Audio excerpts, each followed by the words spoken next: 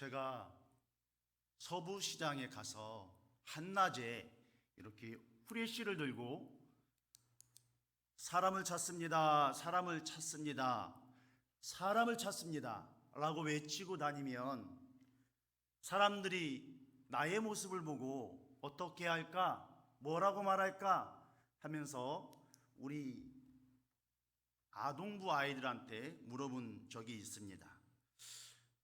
그랬더니 우리 예담이가 당당하게 미쳤다고 하죠. 아버지를 한번 미치게 만들었습니다. 예, 대낮에 후레쉬를 들고 사람을 찾습니다, 사람을 찾습니다 하고 돌아다니면 미쳤다고 할 것입니다. 그런데 저를 아는 분들은 저분이 왜 그러지? 저렇게 하는 것은 무슨 이유가 있을 거야 라면서 궁금해할 것입니다.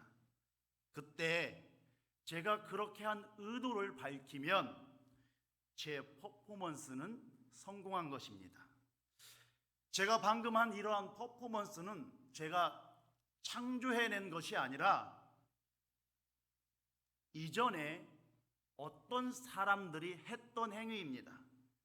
예수님이 이 땅에 오기 300년 전에 그리스의 디오게네스라는 철학자는 참다운 사람이 없음을 한탄하면서 정말로 낮에 횃불을 들고 다니면서 사람을 찾습니다, 사람을 찾습니다, 사람을 찾습니다 라고 외치면서 돌아다녔습니다.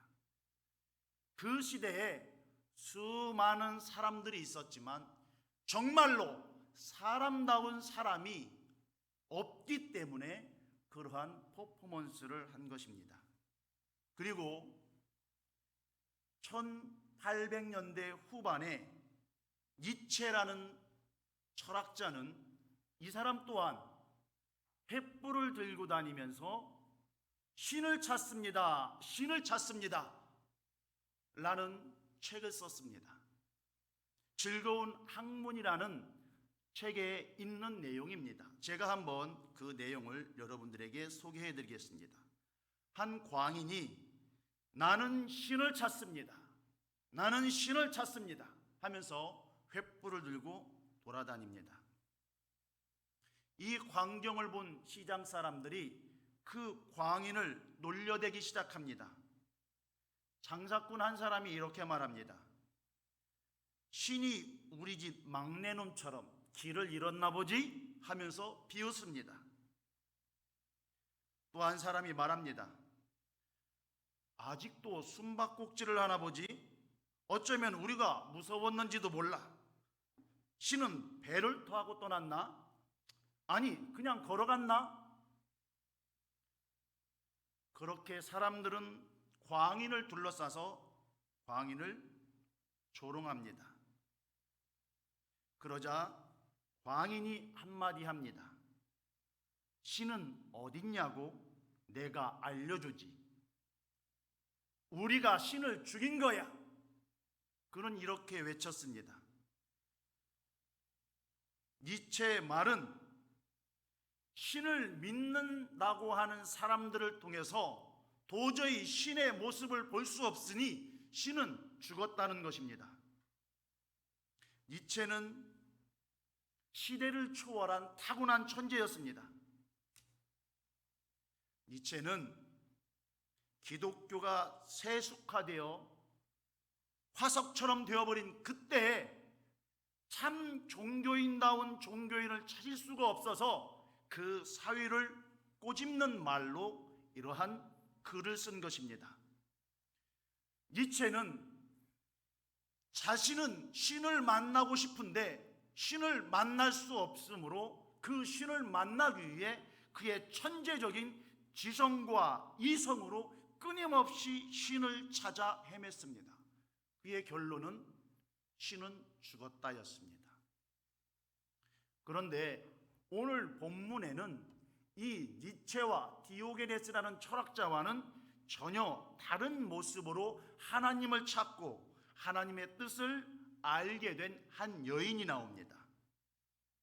우리는 사무엘상 1장을 읽을 때마다 어떤 생각들을 하십니까? 왜 사무엘서는 아이를 낳지 못하는 한 여인의 슬픈 이야기로 이야기를 시작하는 것일까요? 그렇다면 이 사무엘서는 한 여인이 아기를 갖지 못했는데 기도를 하니 기도가 응답되었다는 이야기를 전하기 위해서 이곳에 그 이야기를 실은 것일까요? 예, 표면적으로 맞는 말이기는 합니다. 그러나 이 메시지는 빙산의 겉으로 드러난 지극히 작은 한 부분에 불과합니다. 보이지 않는 더 큰 하나님의 메시지가 이곳에 담겨 있습니다. 그러면서 사무엘상 1장 1절에는 한나의 남편인 엘가나의 족보가 나옵니다. 그리고 이 엘가나라는 사람의 두 아내가 있었다고 소개합니다. 이 족보를 근거로 역대기를 살펴보면 이 집안은 레위 지파 족속이었고 제사장 집안이었고 특별히 하나님을 찬양하는 찬양대원이었습니다. 엘가나 집안은 당시 종교 문화 배경을 종합해 볼 때 하나님께 제사를 주관하고 찬양을 드리는 거룩한 명문가 집안이었습니다. 그런데 그렇게 거룩한 명문가 집안에 엘가나가 아내를 몇 명 데리고 있습니까? 본처와 첩 둘을 데리고 있습니다. 거룩한 주기와 삶이 괴리되는 모습입니다. 거룩한 삶을 지향해야 할 제사장이 아내가 둘이었는데도 사회적으로 전혀 흠이 되지 않는다는 것은 그 사이가 얼마나 혼탁했는가를 알 수 있습니다. 그러면 그 시대가 얼마나 혼탁했는지 우리는 사사기를 통해서 알 수 있습니다. 왜 사사기를 봐야 할까요? 사무엘은 마지막 사사입니다. 그래서 그 시대의 마지막 사사 사무엘을 부른 하나님이 왜 그 시대에 그 사무엘을 불렀는지 그 시대를 우리가 알아야 합니다. 사사기 2장 10절에 보면 이렇게 기록되어 있습니다. 그 세대의 사람도 다 그 조상들에게로 돌아갔고 그 후에 일어난 다른 세대는 여호와를 알지 못하며 여호와께서 이스라엘을 위하여 행하신 일도 알지 못하였더라. 여기 제가 파랗게 표시되어 있는 다른 세대, 여러분 같으면 뭐라고 표기하겠습니까? 다음 세대죠. 가나안을 들어간 그 후손들이니 다음 세대라고 표현을 해야 하는데 왜 다른 세대라고 표현했을까요? 이것은 신앙이 계승되지 못하고 끊겼다는 이야기입니다. 신앙이 끊김으로 인하여 이들이 어떠한 생각으로 살았냐 하면 사사기 2장 21장 25절에 보면 그때 이스라엘에 왕이 없으므로 사람이 각기 자기의 소견에 오른 대로 행하였더라. 여기에서 보면 왕이 없어서 그들을 통치하고 다스린 사람이 없어서 그들의 생각대로 살았다는 것이 아니라 하나님을 이스라엘의 왕으로 인정하지 아니함으로 자기의 소견대로 살았다는 것입니다.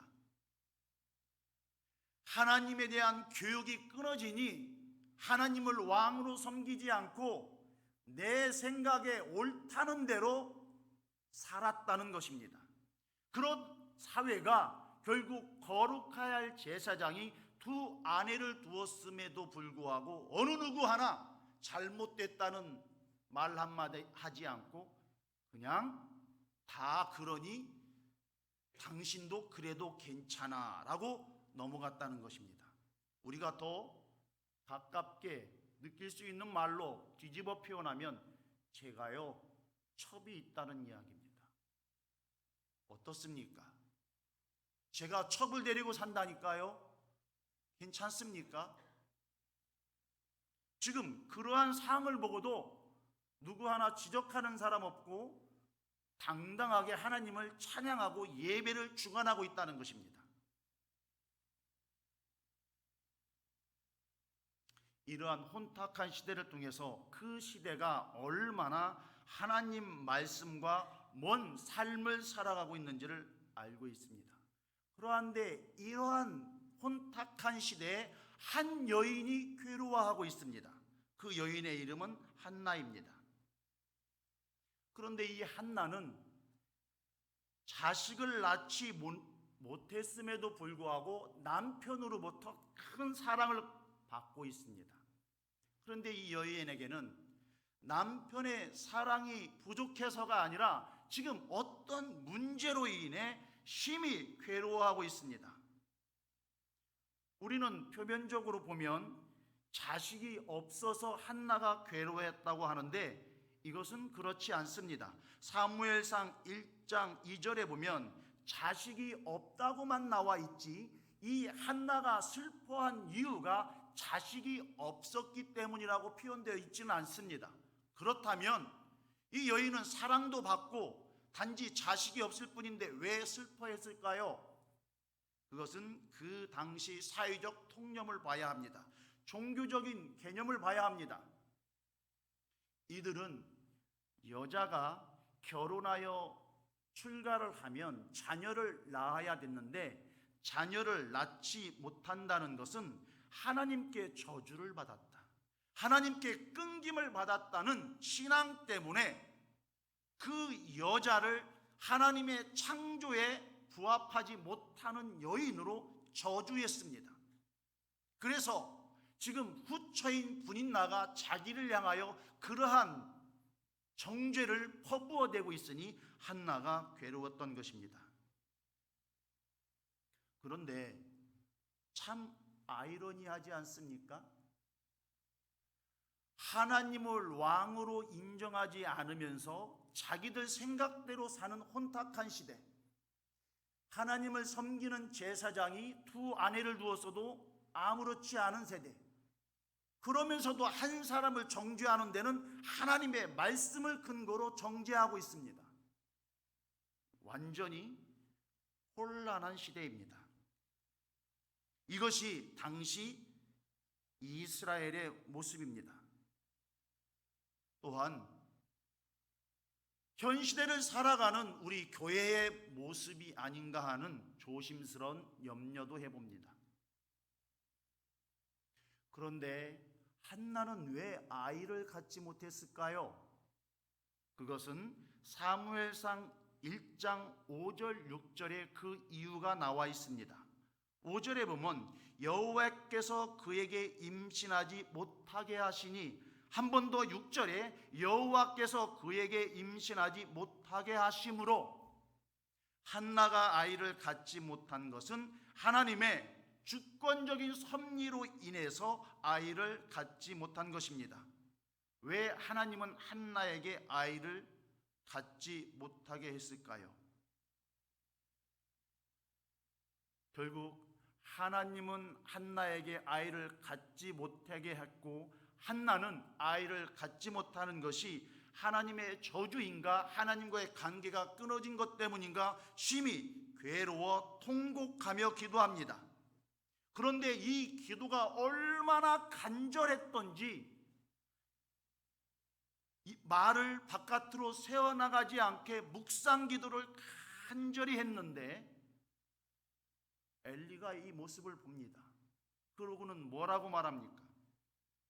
술 취한 여자야,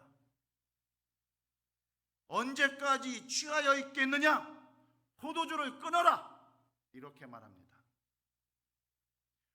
한 여인이 하나님으로부터 저주받았는가? 내가 끊겼는가? 그 비통한 마음으로 하나님을 향하여 간절히 기도하고 있는데 엘리가 본 것처럼 술 취한 사람으로 보일 정도로 간절히 기도하고 있는데 영적 지도자인 엘리가 그거를 영적으로 깨뚫어 보지 못하고 술 취한 여자야 라고 말하고 있습니다. 사무엘상 3장 1절 2절에 보면 당시 시대가 얼마나 영적으로 어두웠는지 엘리 제사장을 통해 보여주고 있습니다. 제가 사무엘상 3장 1절 2절을 읽어드리겠습니다. 아이 사무엘이 엘리 앞에서 여호와를 섬길 때에 여호와의 말씀이 희귀하여 이상이 흔히 보이지 않았더라. 엘리의 눈이 점점 어두워가서 잘 보지 못하는 그때 그가 자기 처소에 누웠고, 여기서 눈이 점점 어두워졌다는 것은 영적으로 둔감해지고 어두워졌다는 것입니다. 기도해야 할 그 시간에 뭐 하고 있습니까? 자고 있습니다. 누가? 하나님의 말씀을 대언하는 영적 지도자가.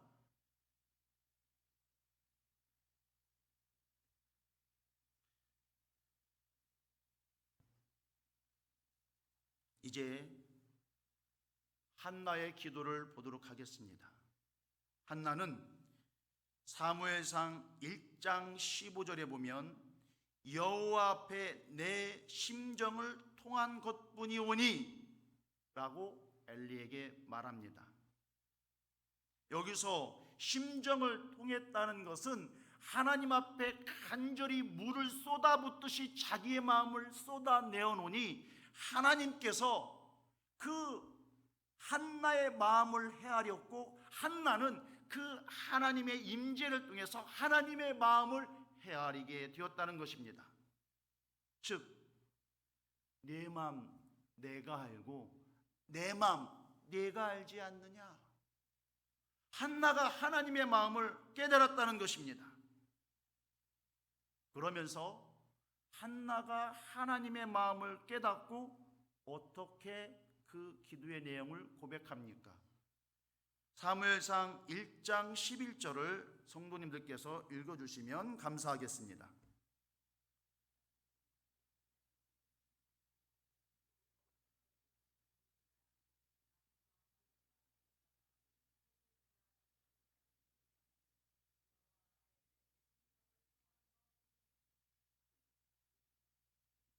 (1장 11절) 맞나요? 제가 읽겠습니다. 중요한 부분만 읽겠습니다. 주의 여종에게 아들을 주시면 내가 그의 평생의 글을 여호와께 드리고. 지금 한나는 하나님 나에게 아들을 주시면 그 아들을 하나님께 드리겠습니다. 한나의 마음이 하나님의 뜻을 알게 되었습니다. 기도하면서 나의 필요가 아니라 하나님의 필요가 무엇인가를 알게 된 것입니다. 하나님이 한나에게 이렇게 말한 듯합니다. 한나야, 너도 아들이 없으니 사는 게 아니지. 내가 그래. 내 마음 하나 옳게 전달할 하나님의 사람, 그 한 사람이 없구나.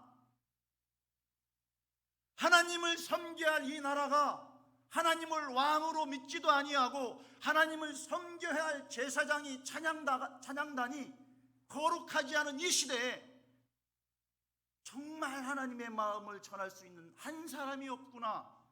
그 마음을 한나가 알게 된 것입니다. 그러면서 한나는 이렇게 말한 것입니다. 한나는 한 아기를 구하고 있고 하나님은 말씀을 대언할 한 사람을 찾고 있는데, 자기가 구하는 사람을 주면 그 사람을 하나님이 찾는 사람으로 드리겠다라는 고백입니다. 한 여인의 고통을 통해서 시대의 고통을 보여주고 있는 것입니다.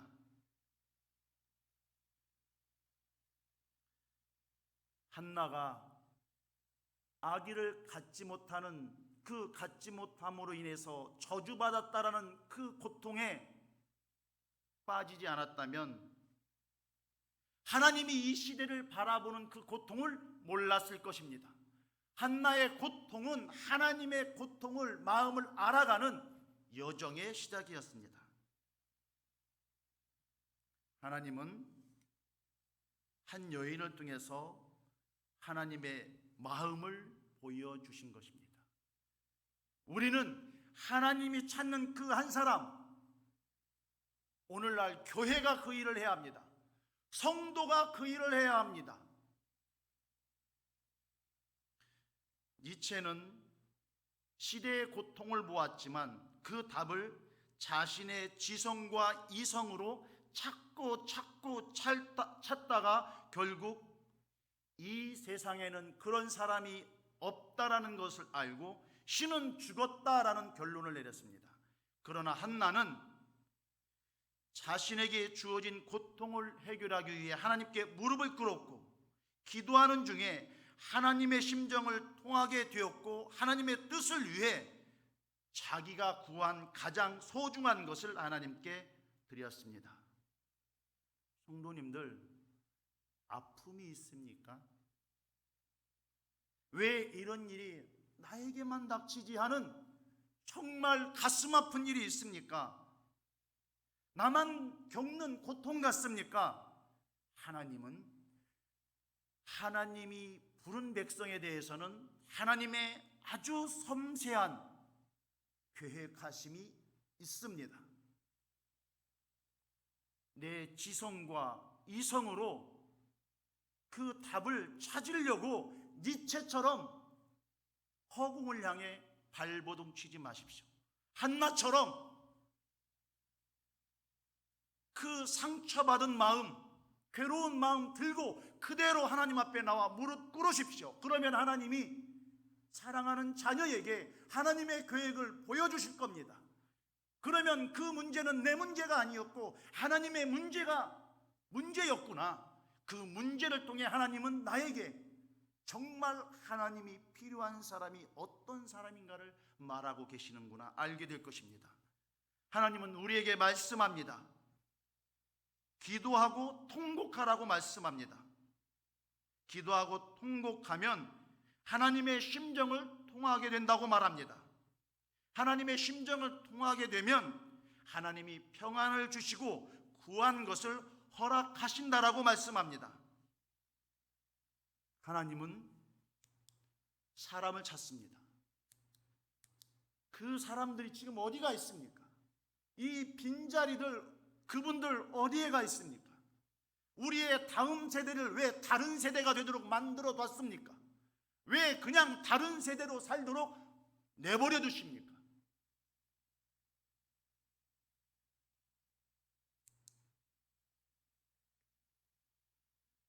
우리는 예수 그리스도로 인하여 부름을 받았고, 부름을 받은 우리는 하나님이 찾는 그 사람입니다.